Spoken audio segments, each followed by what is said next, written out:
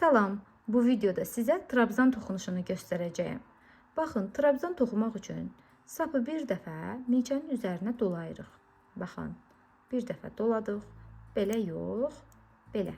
Sapı bir dəfə dolayırıq və hörüyün içərisindən milçəni salırıq.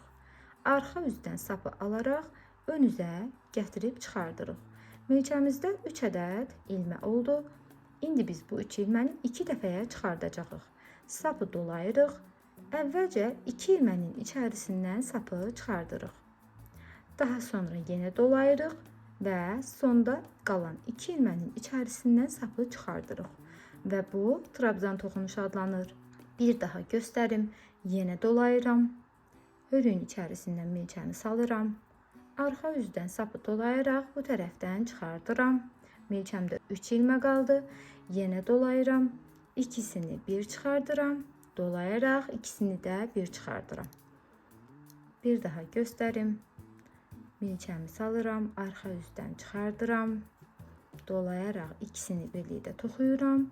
Yenə dolayıram. Yenə çıxardıram və bu da oldu bizim trabzan toxunuşumuz.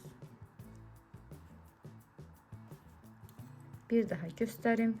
Sapı doladım, hörüyün içərisindən çıxartdım, dolayıram, ikisini birlikdə toxuyuram və yenə ikisini birlikdə dolayıram. Baxın. 2 dəfəyə sapları çıxardıram.